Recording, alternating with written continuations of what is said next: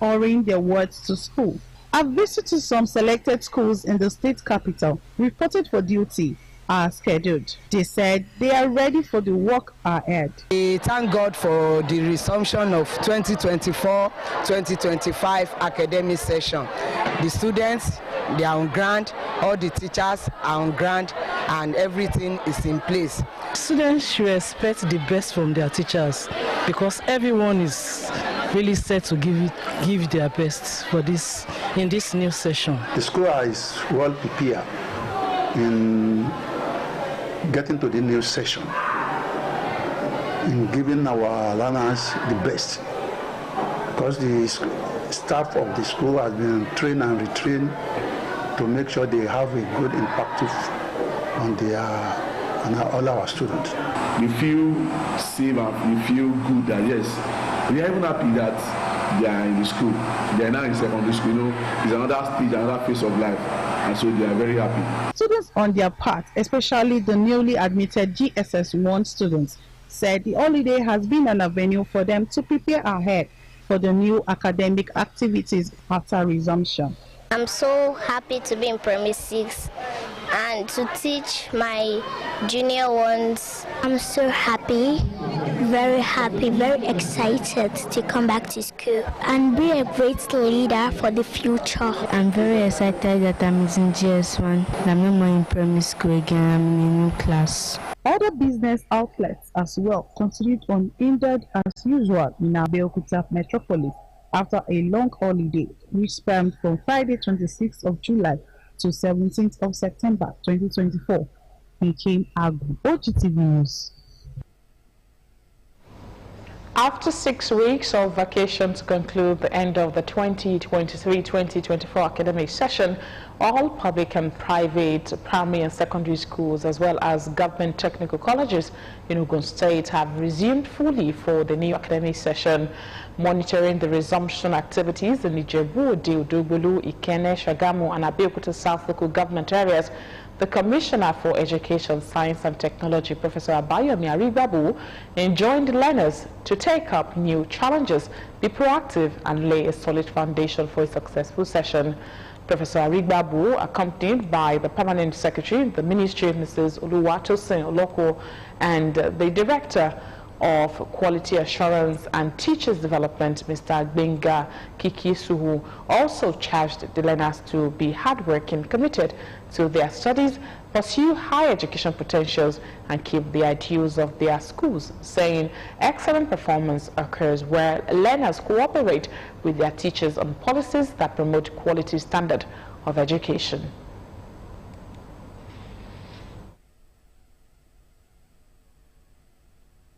Things should be done differently. We want business unusual. Face your studies, work very hard. Those of you in necessary, we want to see a better performance. We want to see higher HEP, what we call high education potential. So I want to see that. We want to see you cooperate with your teachers. We want to see you as obedient, that will be good examples to others.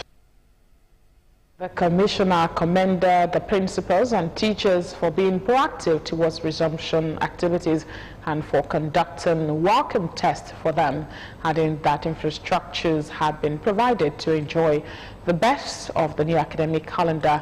In their submission, the principal, junior and senior, Ikene, Mr. Adefala Aino, and Mrs. Victoria Udufuwa of Ijebu Grammar School and Samsudin Alibiushu of Ansaruddin High School said their duty was to create value into learners, thereby raising a future generation of esteemed values, promising to do their best in upholding the legacy of the government. Other schools visited include Ososa Comprehensive High School, Ososa Smart School, Ikene Makung High School, Shagamu, St. John Anglican High School, Abeokuta, and Nawaruddin High School, Abeokuta. A team from the Okun State Universal Basic Education Board embarked on school resumption monitoring exercise to ensure prompt commencement of teaching across schools in the state in the first term of the new session. The team was led by the chairman of the board, Dr. Femi Majekodumi, who expressed satisfaction at the state of things in schools across the state and said that the exercise is aimed at ensuring that learning begins immediately to maximize the academic calendar. Margaret Okunola was with the team. Her report. In a bid to continually uphold the high standard of education in the state with conducive environment, prompt resumption to work and dedication to duties, a team from the Okun State Universal Basic Education Board, led by its chairman, Dr. Femi Majekodumi, visited schools to ensure each free resumption, as well as the commencement of full and effective flow of operation in schools across the state. After thorough evaluation and proper scrutiny, Dr. Majekodumi expresses satisfaction with teachers and learners' prompt resumption to school at the beginning of the term, as well as immediate and effective commencement of schools' activities. They are very simple. Take good care of them. We know what it means to take care of the younger ones. The teachers must be awake to their duties. Some of the principals and teachers say the monitoring exercise will put them on their toes. Some of the schools visited are Wesley Nursery and Primary School, Ikene Remo, St. Saviour's Anglican Primary Schools 1 and 2 in Ikene Local Government, St. Paul's Nursery and Primary Schools 1 and 2, Ijoku, Shagam, and African Church Primary School, Ijoku, in Shagam Local Government. Meanwhile, Okun State Commissioner for Education, Science and Technology, Professor Abayomi Arigbabu, and the chairman of the State Universal Basic Education Board, Dr. Femi Majekodumi, paid a visit to the model electronic smart school built by the Universal Basic Education Commission, UInvest, but handed over to the states for quality education delivery. This school is technologically enabled. Everything will be run with technology, the classes, the equipment. Very soon we'll be able to showcase all those equipment and you'll see. So I'm using this opportunity to inform parents that they should take advantage of this school by bringing their awards here. Academic activity is expected to commence from October 2024, which will further solidify the already existing solid educational foundation in Okun State, as teachers and necessary personnel needed for the commencement of educational activities are fully on the ground. Margaret Okunola, Ogtv News. Still ahead, Senate President assures Borno flood victims of National Assembly's support. More news and reports after the break. Please stay with us.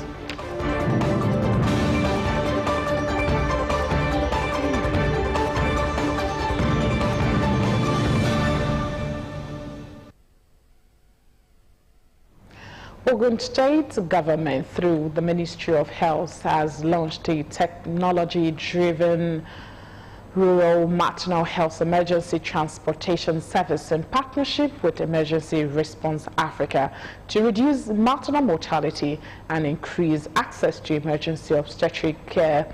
The flag of ceremony was held at Local Government Secretariat, Odeda. Bolaji Sampson completes the report. With a bold vision to provide an emergency care in 10 minutes or less for pregnant mothers and infants in rural areas, with fast and reliable emergency transportation to access healthcare facilities to reduce the numbers of mothers and children dying. Okun State Ministry of Health partners with Emergency Response Africa in the launch of Rural Maternal Health Emergency Transportation Service for Okun State.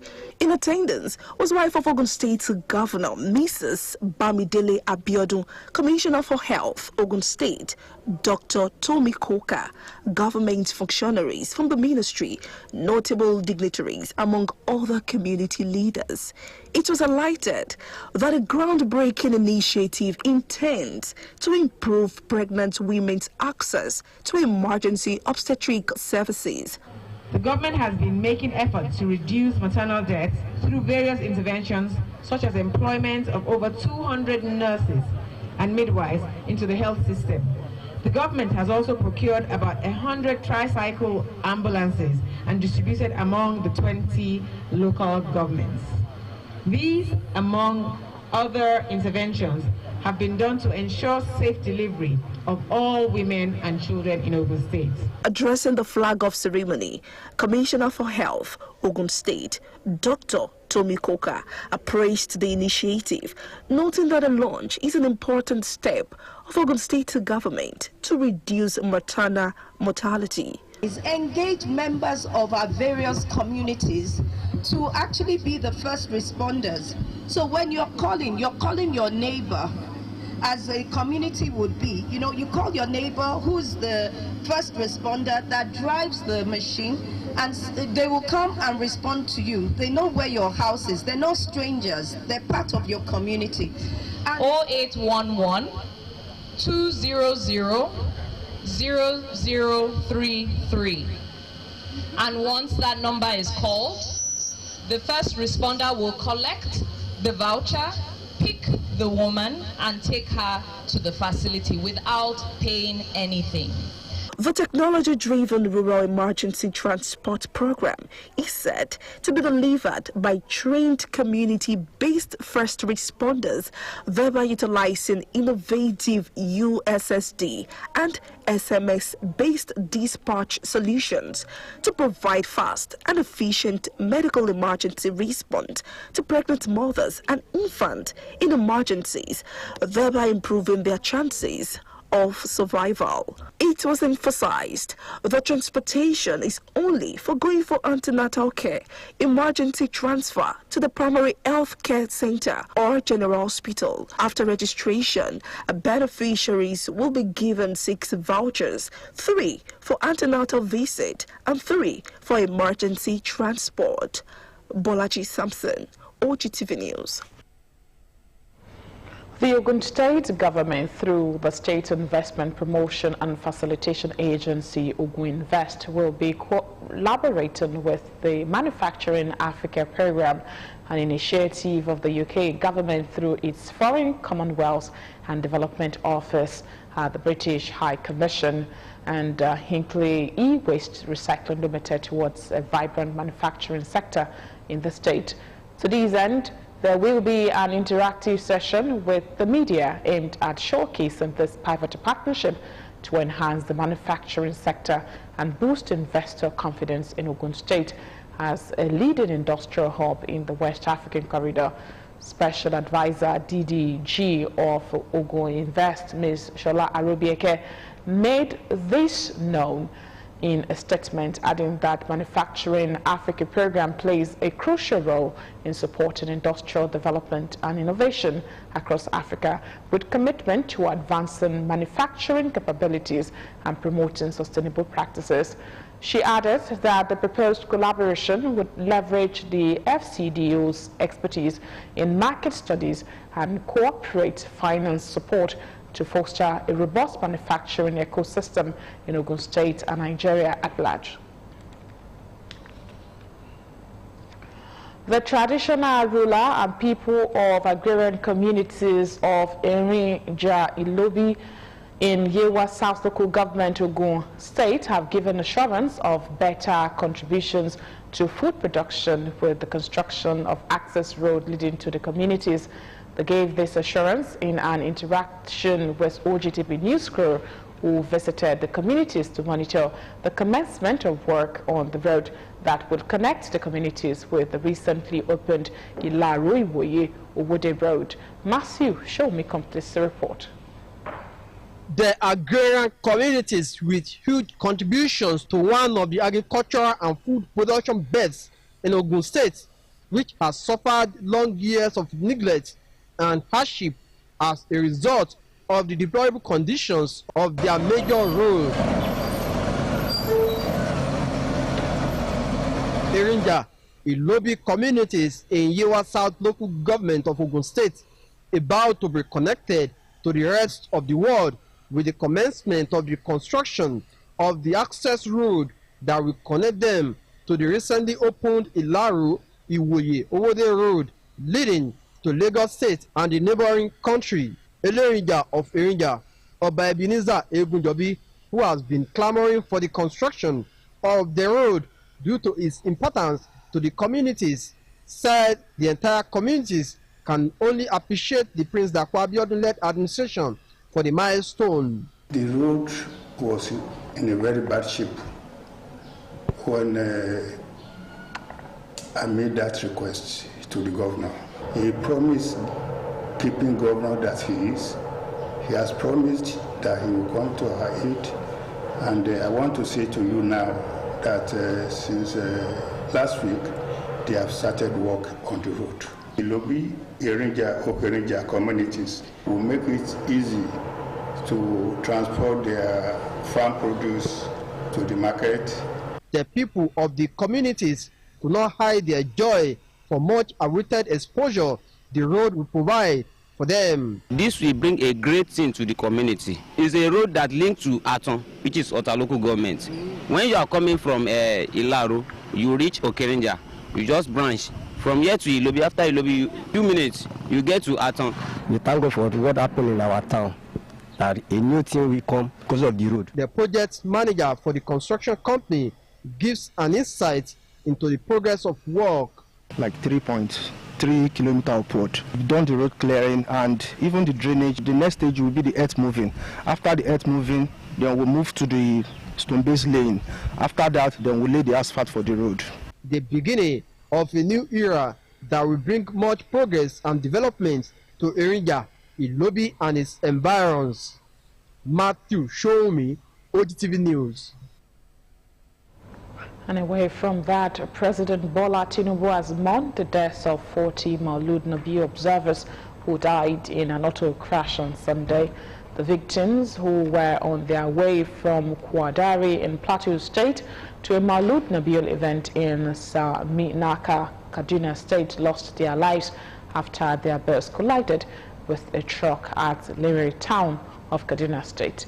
Tinubu's condolence message was contained in a statement by his special advisor on information strategy, Bayo Ononuga, on Tuesday, September 17. President Tinubu condoled with the families of the dead and the injured and with the government of Kaduna and Plateau State. He prayed for the repose of the souls of the departed. The president directed the Federal Road Safety Commission to improve highway monitoring and reduce the number of road accidents nationwide. The Senate President, Godswill Akpabio, has assured President Bola Tinubu of the Parliament's readiness to mobilize the required support to complement the effort of the federal government in the mitigation, prevention and tackling of disasters. He also commended the Tinubu-led federal government for its timely intervention in the deadly floods that affected Maiduguri, the Borno State capital, and other states as a result of devastating rainfall that occasioned the overflow from the Alau Dam. Akpabio gave the commendation in Government House, Maiduguri, during the President's condolence visit to Borno State and the show of Borno, Abubakar Ibn Umar Garba Al-Amin El-Kenani in Maiduguri.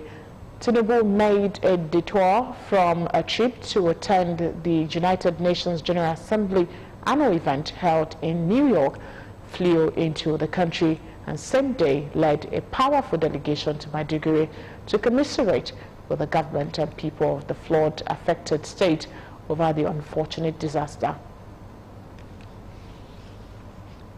Meanwhile, the Nigerian National Petroleum Company Limited and NPCL has donated relief items to flood victims in Borno State through its corporate social responsibility arm and NPC Foundation. The gesture followed the recent devastating floods that submerged over half of Maiduguri, the Borno State capital, displacing thousands of residents. This was disclosed in a post via the NNPC Limited official X handle on Tuesday, September 17. During a condolence visit paid to the Borno State government on Tuesday, the Group Chief Executive Officer, Mr. Mele Kyari, represented by the Executive Vice President Business Services, Mr. Danladi Inua, conveyed the company's heartfelt message to the government and people of the state over the disaster. Materials provided to the affected communities during the visit include essential supplies such as food, toiletries, beddings, and other household items. And away from the north, the Lagos State Government has threatened to demolish 280 illegal structures to forestall the creation of slums, distortion of the Lagos State Master Plan, and erosion of the state coastal area. A statement titled "Lags Serves Contravention Notice on Illegal Occupant of Mayegun Waterfront Scheme" by the Commissioner for Waterfront Infrastructure and Development, Okun State, on Tuesday said notices have been issued to over 280 illegal property owners and occupiers in the Mayegun Waterfront Scheme located in the Tiosa local government area of the state. Mayegun said the contravention notices required the occupant to provide relevant documentation and approvals that justify their occupation of the properties in question within 7 days of the notice, failure to which a demolition notice will be served on them. The over 280 properties, which included completed under construction and underdeveloped lands, were found to be without any government papers authorizing their construction after a detailed technical assessment of the Mayegun Waterfront Scheme by the survey team of the Ministry of Waterfront Infrastructure Development, charged with the responsibility of maintaining the Lagos State Waterfront Scheme. Dominic Agba is standing by for business news after the break. Please stay with us.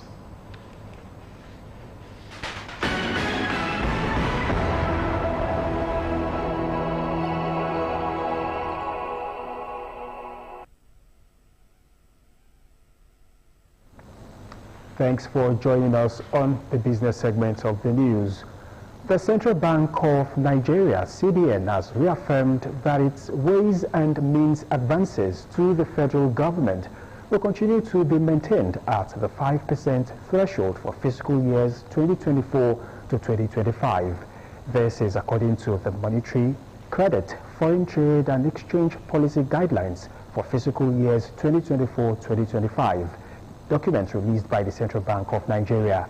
According to the guidelines, the CBN can advance up to 5% of the previous year's actual collected revenue to the federal government, which must be repaid within the year to prevent a long-term fiscal burden. The CBN further clarified that the advances would be determined by recognizing the sub-accounts of various ministries, departments and agencies linked to the Consolidated Revenue Fund. Meanwhile, the Central Bank of Nigeria plans to expand the use of its digital currency, e-Naira, to facilitate payments into accounts of federal government and allow ministries, departments and agencies, MDAs, to initiate vendor and beneficiary payments. This is according to the CBN's new released Monetary, Credit, Foreign Trade and Exchange Policy Guidelines for fiscal years 2024 to 2025 documents. The Central Bank of Nigeria said the document shall continue to work towards enabling the use of e-Naira wallet channels by payers to pay into government accounts at the CBN and allow ministries, departments and agencies to initiate vendor beneficiary payments from their prospective e-Naira wallets. This development is part of the CBN's continued efforts to enhance the adoption of the e-Naira in both public and private sectors. The federal government has reassured civil servants that the integrated personnel and payroll information system remains secure and has not been compromised. This assurance came from a statement issued by the Office of the Accountant General of the Federation through the Director of Press and Public Relations, Bawa Mokwa, in Abuja. A news report claimed that the IPPIS payroll validation section on the official website of the Office of the Accountant General of the Federation had been hijacked by an unknown hacker. However, in the statement, the Office of the Accountant General of the Federation said the government is committed to maintaining the operating and safe and efficient personnel and payroll management system.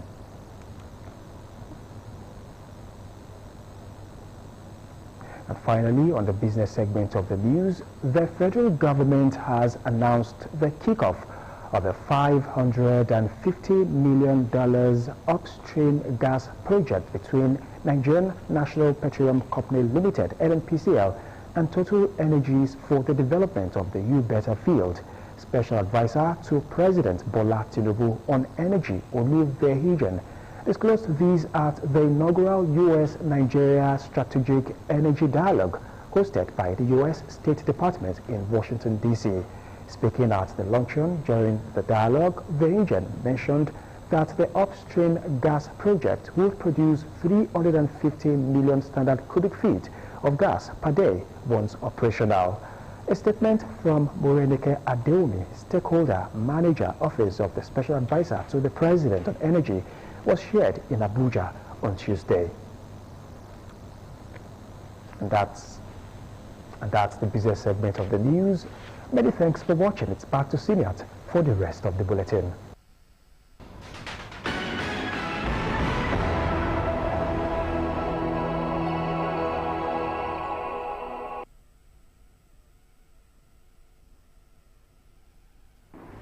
Away from business updates, now to foreign news. Donald Trump has spoken for the first time about what appeared to be the second assassination attempt on his life. Meanwhile, a televised debate among election rivals for mayor of Sao Paulo, Brazil's biggest city, descended into chaos when one candidate hit another with a chair and was expelled. Let's now join Tolulope Olaoye for details on the forensic. Donald Trump has spoken for the first time about what appeared to be the second assassination attempt